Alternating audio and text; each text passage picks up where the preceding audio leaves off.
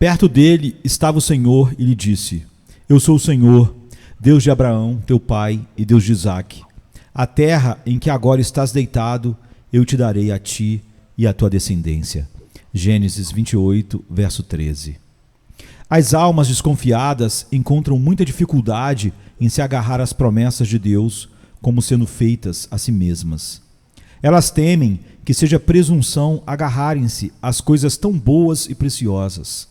Como regra geral, podemos considerar que se tivermos fé para agarrar uma promessa, essa promessa é nossa.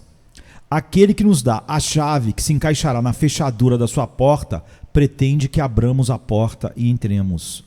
Nunca pode haver presunção em acreditar humildemente em Deus. Pode haver muita presunção em ousar questionar sua palavra. Não é provável que erremos ao confiarmos demais na promessa. Nosso fracasso está na falta de fé, não no excesso dela. Seria difícil acreditar muito ou demais em Deus. É terrivelmente comum acreditar muito pouco nele. Que se faça conforme a vossa fé, diz Mateus 9, 29. É uma bênção da qual o Senhor jamais se afastará. Tudo é possível ao que crê. Marcos 9, 23. Está escrito: vemos, pois, que não puderam entrar no descanso de Deus por causa da incredulidade. Hebreus 3, 19. Mas nunca se diz que alguém que entrou pela fé foi censurado por sua impertinência e expulso novamente. Jacó, de acordo com o texto com o qual abrimos, tomou posse da terra prometida, deitou-se sobre ela e foi dormir. Não há maneira mais segura de tomar posse de uma promessa do que colocar todo o seu peso sobre ela e depois desfrutar de um descanso prazeroso. A terra em que agora estás deitado, eu te darei. Quantas vezes descobri que a promessa era verdadeira para mim mesmo quando a aceitei como verdade e agi de acordo com ela. Estiquei-me sobre ela como se estivesse em um divã e me lancei nas mãos do Senhor. E um doce repouso tomou conta do meu espírito. A confiança em Deus realiza seus próprios desejos. A promessa que nosso Senhor fez àqueles que buscam favores em oração é esta: tudo quanto em oração pedirdes, crede que recebestes, e assim será convosco. Marcos 11, 24. Isso parece estranho, mas é verdade. Está de acordo com a filosofia da fé. Digamos, por meio da fé realizadora, esta promessa é minha. E imediatamente é sua. É pela fé que nós recebemos a promessa, e não pela vista, e pelos sentidos. As promessas de Deus não são cercadinhos para serem propriedade privada desse crente ou daquele, mas são um espaço aberto para os moradores da comunidade da Santa Fé. Sem dúvida, há pessoas que, se pudessem, fariam do sol e da lua um patrimônio pessoal. A mesma ganância poderia colocar uma cerca em torno das promessas, mas isso não pode ser feito. Também os egoístas podem se apossar das aves canoras e reivindicar a música da cotovia e do tordo como sua herança particular, como se propusessem cumprir as promessas todas para si mesmos. Não, o melhor dos santos não pode, mesmo que o desejasse, colocar uma única palavra do Deus da graça sob 7 chaves. A promessa não é apenas para vós e vossos filhos, mas também para todos os que ainda estão longe, isto é, para quantos o Senhor nosso Deus chamar. Atos 2, 39. Como isso é reconfortante! Tomemos nossos direitos comuns e possuamos pela fé o que o Senhor nos concedeu por meio de uma aliança de sal. Números 18, 19 e 2 Crônicas 13, 5. As palavras ditas pelo profeta Oséias acerca do patriarca Jacó pertencem igualmente a todos os crentes. Lutou com o anjo e prevaleceu. Chorou e lhe pediu mercê. Em Betel achou a Deus e ali falou Deus conosco. Oséias 12, 4. Por conseguinte, o Senhor falou conosco quando falou com o patriarca. As maravilhas que Deus mostrou no Mar Vermelho foram feitas para todo o seu povo, pois lemos: ali nos alegramos nele. Salmos 66, verso 6. É verdade que não estávamos lá, e ainda assim a alegria da vitória de Israel também é nossa. O apóstolo cita a palavra do Senhor a Josué como se fosse dita a todo e qualquer filho de Deus: contentai-vos com as coisas que tendes, porque ele tem dito: de maneira alguma te deixarei, nunca jamais te abandonarei.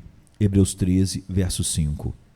Nenhuma palavra do Senhor termina com a ocasião que lhe deu origem, ou se limita a abençoar o indivíduo a quem a palavra foi dirigida pela primeira vez. Todas as promessas são para os crentes que têm fé suficiente para abraçá-las e suplicar por elas diante do trono da graça. O que Deus é para aquele que confia nele, ele o será para todos os demais, de acordo com suas circunstâncias e necessidades. A Bíblia vislumbra a cada um de nós ao proferir suas palavras de graça.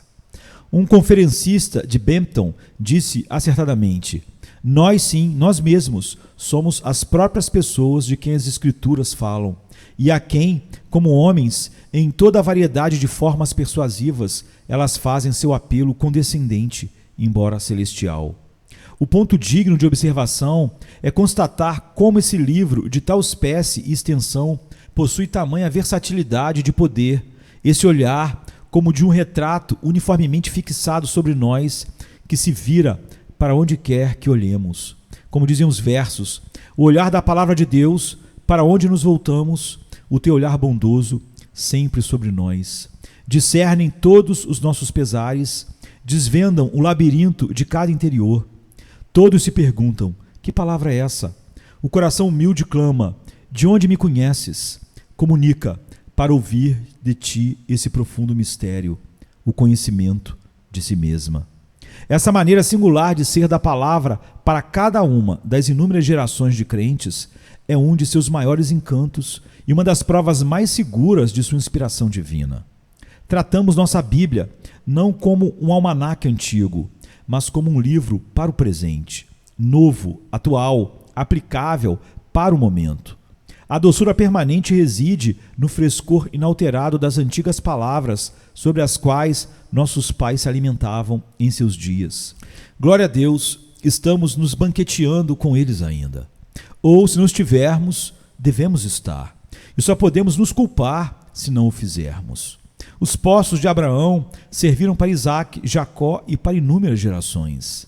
Venha, deixe-nos baixar nossos baldes e com alegria tirar água dos velhos poços de salvação cavados nos dias longínquos em que nossos pais confiavam no Senhor e que Ele os entregou.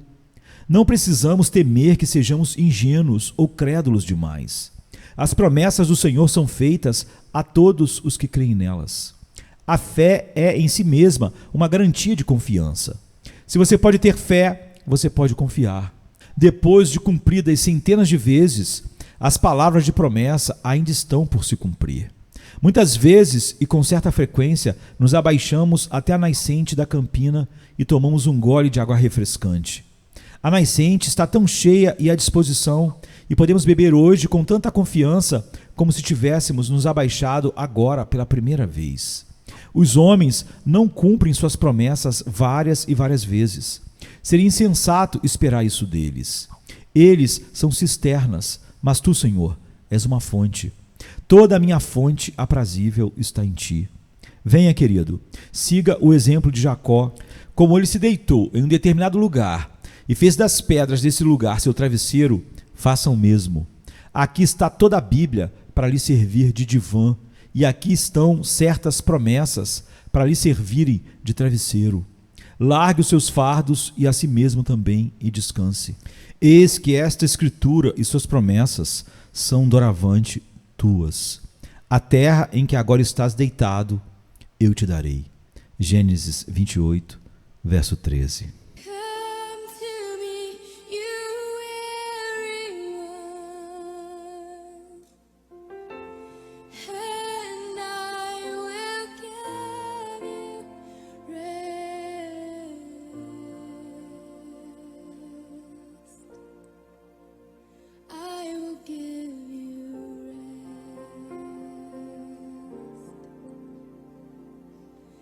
Come to me, you